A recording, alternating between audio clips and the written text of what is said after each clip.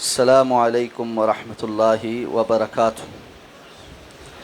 بسم اللہ الرحمن الرحیم۔ اللہم صلی علی محمد وعلی آل محمد کما صلیت علی ابراہیم وعلی آل ابراہیم انک حمید مجید۔ اللہم بارک علی محمد وعلی آل محمد کما بارکت علی ابراہیم وعلی آل ابراہیم انک حمید مجید۔ عن عائشہ رضی اللہ تعالی عنہا قالت قلت یا رسول اللہ صلی اللہ علیہ وسلم ارأیت ان علمت ای لیلۃ لیلۃ القدر ما اقول فیها قال قولی اللہم انک عفو تحب العفو فاعف عنی۔ رواہ الخمسہ وصححہ الترمذی والحاکم۔ ام المؤمنین حضرت عائشہ صدیقہ رضی اللہ تعالیٰ عنہ روایت فرماتی ہیں کہ میں نے جناب نبی کریم صلی اللہ علیہ وسلم سے دریافت کیا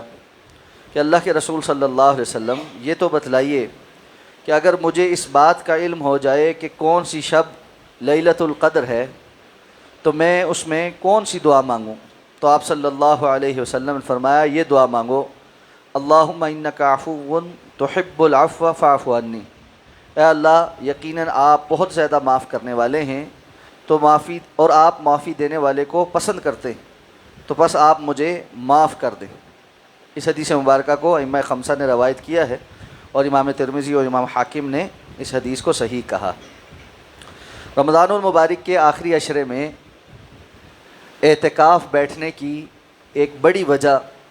رمضان کے آخری عشرے کی راتوں میں لیلۃ القدر کو تلاش کرنا ہے۔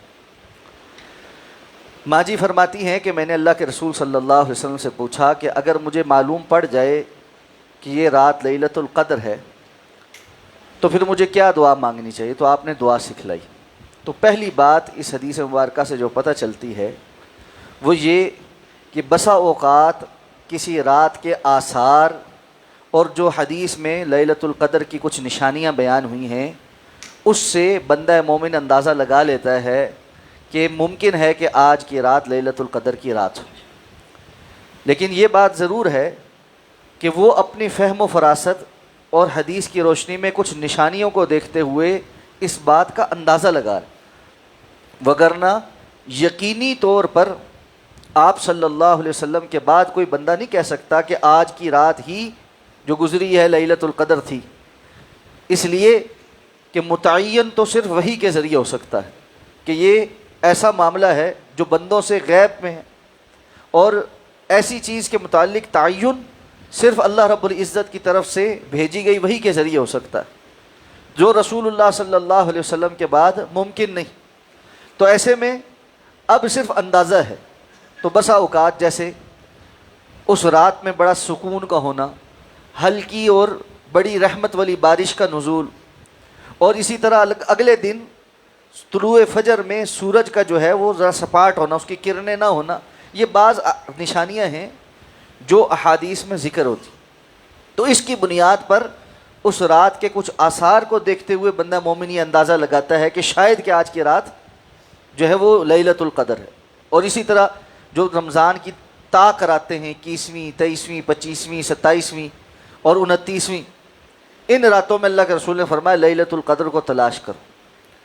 تو اگر بندے کو اندازہ ہو تو پھر اس کو کیا کہنا چاہیے؟ تو یہ بڑا اہم سوال ہے کہ اتنی قیمتی رات ہے، اور ایسے میں اگر انسان کو کچھ اندازہ بھی ہو کہ یہ رات لیلۃ القدر ہو سکتی ہے تو پھر کوئی خصوصی دعا اللہ تعالیٰ صحابہ کرام کو اور بالخصوص ماں جی ام المومنین حضرت عائشہ صدیقہ رضی اللہ تعالیٰ عنہ کو اس سوال پر جزائے خیر عطا فرمائے کہ امت کے لیے خیر کا سوال پوچھنا جس سے ساری امت کو فائدہ ہو، یہ بھی ایک بہت بڑا کار خیر۔ جس طرح کوئی ایسا سوال پوچھنا کہ جس کی وجہ سے امت کے لیے مشکل پیدا ہو جائے، یہ گناہ ہے۔ اللہ کے رسول نے منع فرمایا تھا صحابہ کو اس طرح کہ ایسے سوال نہ پوچھا کرو کہ جس کی وجہ سے بعد والوں کے لیے یا تمہارے لیے سختی ہو جائے۔ تو اسی طرح وہ سوال جو ضروری ہیں، جو خیر والے ہیں، جس سے اچھائی کا پتہ چلتا ہے، تو ماں جی نے یہ سوال کیا جس سے یہ دعا سیکھنے کو ملی کہ اللہم انک عفو تحب العفو فاعف عنی۔ یا اللہ آپ درگزر کرنے والے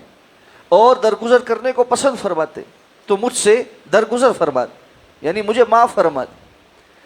تو یہ معافی کی طلب اللہ رب العزت سے اور اللہ رب العزت کے صفت عفو کا واسطہ دے کر اللہ سے معافی طلب کرنا، یہ اس رات کی مخصوص دعا ہے۔ اب جس بندے کو کوئی آثار یا ایسی سمٹمز نہیں پتہ چلتے کہ جی آج لیلۃ القدر ہے یا نہیں ہے، اس کو یہ چاہیے کہ وہ آخری عشرے کی ہر رات میں ہی اپنی دعاؤں میں یہ دعا مانگ لے۔ کوئی ایک رات تو لازماً لیلۃ القدر ہوگی، تو اس کو لیلۃ القدر میں یہ اللہ سے دعا مانگنے کا جو اجر ہے اور اس کا جو نتیجہ ہے وہ انشاءاللہ ضرور مل جائے۔ تو اس انداز میں حریص ہونا چاہیے کہ ہم رمضان المبارک کی اس شاندار رات سے فائدہ اٹھائیں اور اس کے اندر اللہ تعالیٰ سے اپنے گناہوں کی معافی کروا لیں۔ اللہ تعالیٰ ہمیں سمجھ کر عمل کرنے کی توفیق عطا فرمائے۔ سبحانک اللہم و بحمدک، نشہد ان لا الہ الا انت، نستغفرک و نتوب۔ جی